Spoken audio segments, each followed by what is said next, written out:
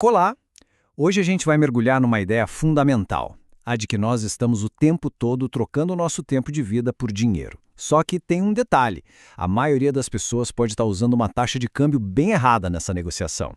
Então, para começar, uma pergunta que vai direto ao ponto. Qual é o preço real da vida de alguém? Pode até parecer uma questão filosófica, né? Mas existe um jeito bem prático de chegar numa resposta, e é isso que a gente vai ver agora.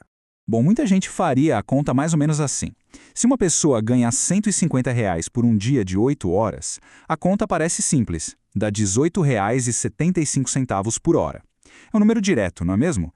Pois é, mas e se esse número for, na verdade, uma grande ilusão? A verdade é que essa métrica, que quase todo mundo usa para valorizar o próprio trabalho, pode ser fundamentalmente enganosa. Ok, vamos entender isso melhor. Para sacar essa ilusão, a gente precisa primeiro aceitar um fato. A nossa vida é uma negociação sem fim entre dois recursos que todo mundo tem: dinheiro e tempo. E é aqui que a coisa fica interessante. Pensa bem, o dinheiro, ele é renovável. Dá para acumular, dá para transferir. Agora, o tempo não. Ele é fixo, não se renova e ele passa na mesma velocidade para todo mundo, 24 horas por dia, sem exceção. No fim das contas, o tempo é o único recurso realmente finito que possuímos.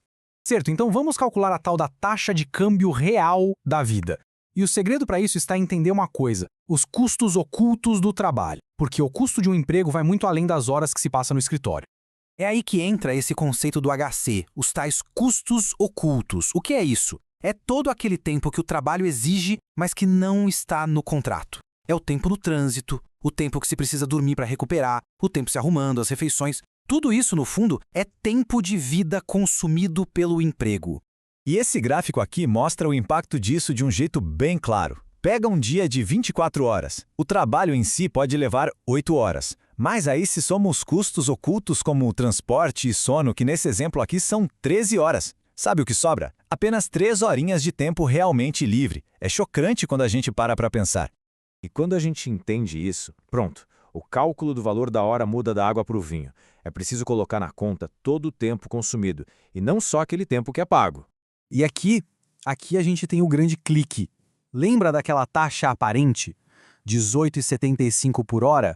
Mas a taxa real, que vamos chamar de lambda, considera o tempo total. São os mesmos R$ 150, só que agora divididos pelas 21 horas que o trabalho consome. As 8 de trabalho mais as 13 de custos ocultos.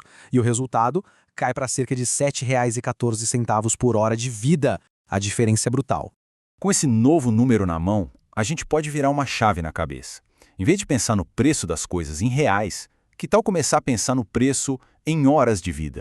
Então, a pergunta agora é outra. Quanto um item que custa R$ 1.000 custa de verdade? Não em dinheiro, mas naquele recurso que, como a gente viu, não dá para recuperar. Porque no fundo não são só R$ 1.000.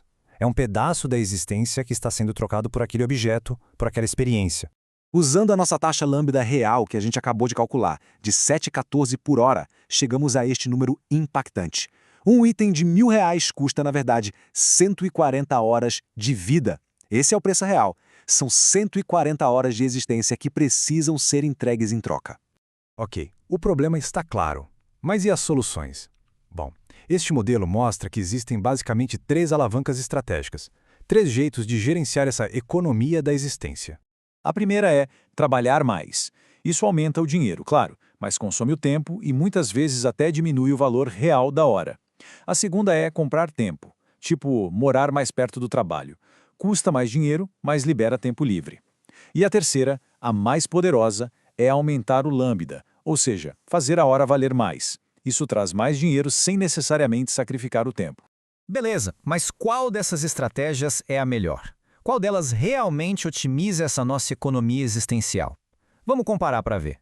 Olha que interessante este gráfico. Ele compara o impacto de cada uma. Partindo de um cenário base de R$ 6,59 por hora, olha só o que acontece. Fazer 2 horas extras por dia, pasme, na verdade diminui o valor da hora, que cai para R$ 6,02. Já diminuir 1 hora do transporte ajuda um pouco, sobe para R$ 6,92. Mas veja só o que um aumento de R$ 500 no salário faz. O lambda dá o maior salto de todos, vai para 7,69. A alavancagem aqui é outra coisa. A conclusão, então, fica bem clara. A melhor estratégia não é simplesmente trabalhar mais, é aumentar o valor do tempo. É sobre melhorar a taxa de câmbio entre vida e dinheiro. E o material-fonte resume isso de forma perfeita. Muitas pessoas maximizam as horas de trabalho quando deveriam primeiro maximizar lambda. É a armadilha clássica. Ficar trabalhando mais e mais horas no emprego com um lambda baixo é o jeito menos eficiente de usar a própria vida. E tudo isso nos leva a uma reflexão final. Agora, com essa consciência da taxa de câmbio real da vida, sabendo quanto cada compra e cada hora de trabalho realmente custam em tempo, o que será que uma pessoa pode decidir mudar a partir de agora?